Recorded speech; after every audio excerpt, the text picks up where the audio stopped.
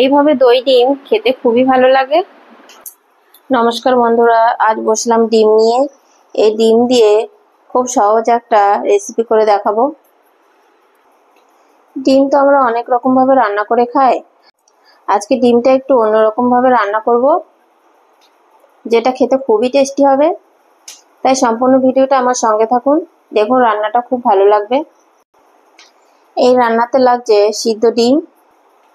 তাই এখানে আমি 4টে ডিমকে সিদ্ধ করে নিয়েছি। আর নিয়েছি এখানে 1 টেবিল চামচ আদা বাটা আর অল্প কিছু ধনেপাতা কুচি। আর এখানে নিয়েছি মিডিয়াম সাইজের একটা টমেটো, সেটাকে আমি পেস্টই করে রেখেছি। আর এখানে নিয়েছি দই। দইটা আমি টক মিষ্টি নিয়েছি, আপনারা টক দইও দিতে পারেন। আর এখানে নিয়েছি আমি মিডিয়াম সাইজের 3টে পেঁয়াজ। পেঁয়াজটাকে আমি এভাবে পাতলা পাতলা করে কেটে নিয়েছি। ডিমটা আমি প্রথম ভেজে নেব, তাই ভেজে নেওয়ার আগে ডিমের গাটাকে এভাবে একটু এইভাবে চিড়ে নিলে ডিমটা ফোটে না, আর দেখতেও ভালো লাগে, আবার খেতেও ভালো লাগে। এবার গ্যাসে কড়াই চাপিয়ে কড়াই গরম হলে নিয়ে নেব সর্ষের তেল। এই রান্নাটা আমি সর্ষের তেল দিয়েই করব, আপনারা সাদা তেল দিয়েও করতে পারেন। ডিমটা ভাজার আগে সামান্য একটু নুন হলুদ মাখিয়ে নেব। তেল গরম হয়ে গেছে, গ্যাসের ফ্লেমটা কম রেখে এবার আমি সবকটা ডিমকে ভেজে নেব। খুব বেশি ভাজবো না, এরকম হালকা করে ভেজে তুলে নেব।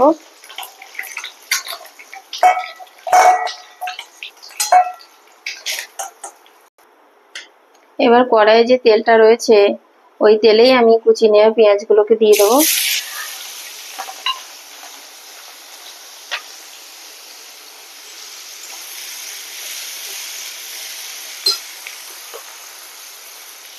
পেঁয়াজের মধ্যে দেবো সামান্য একটু লবণ। এবার আমি অল্প আঁচ রেখে পেঁয়াজটাকে নেড়ে চেড়ে একটু লাল করে ভেজে নেব। পেঁয়াজ ভাজা হয়ে গেছে, ঠিক এরকম করে ভাজতে হবে। এবার আমি পেঁয়াজ ভাজাটাকে তুলে নেব।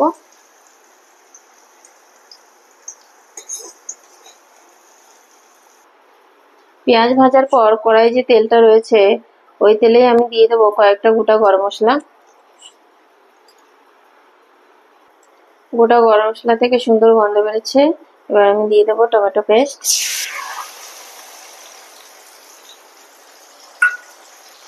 আর দেবো পেস্ট করে নেওয়া আদা। টমেটো আর আদা পেস্টটাকে লো ফ্লেমে 2-3 মিনিট একটু রান্না করব।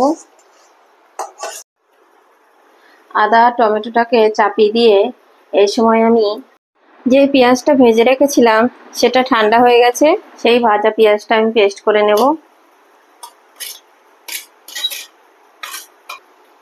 এই দইটাও আমি পেঁয়াজের সঙ্গে দিয়ে দেবো।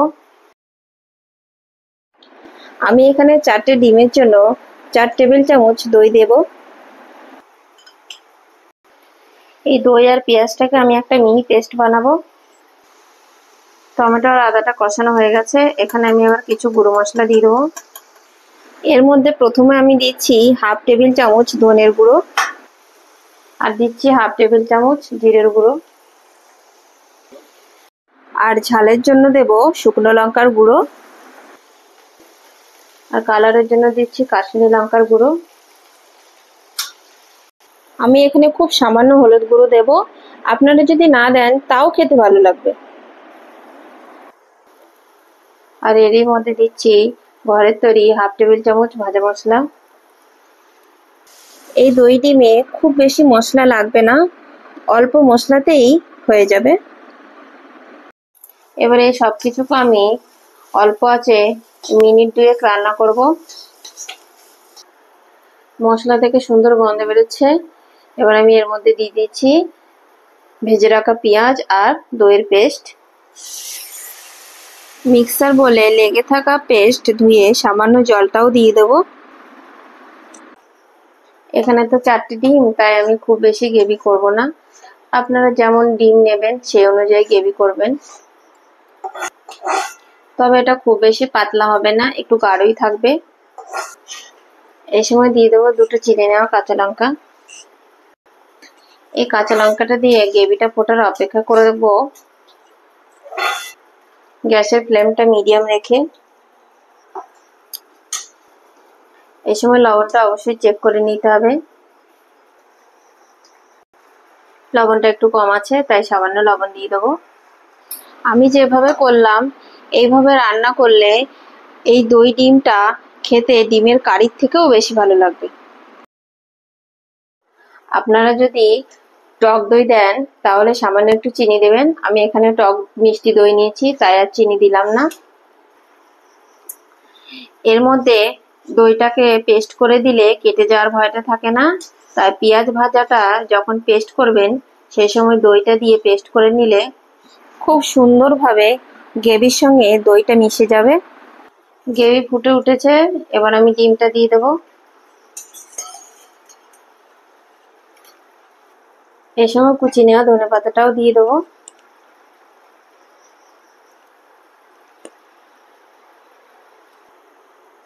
এবার একটু নেড়ে চেড়ে ডিমের গায়ে ভালো করে গ্রেভিটা মাখিয়ে দেবো। আর গ্যাসের ফ্লেমটা কমিয়ে রেখে আরো 4-5 মিনিট রান্না করব। খুব সহজে হয়ে গেল দই ডিম। এইভাবে একবার বাড়িতে বানিয়ে দেখবেন, সবার সঙ্গে গল্প করতে করতেই এই রান্নাটা রেডি হয়ে যাবে। এই রান্নায় খুব বেশি তেল লাগবে না, তাই দেখবেন অল্প তেলেই এই রান্নাটা হয়ে যাবে। আর এই রান্নাটা করতে অল্প সময় লাগলেও রান্নাটা খুব টেস্টি হয়।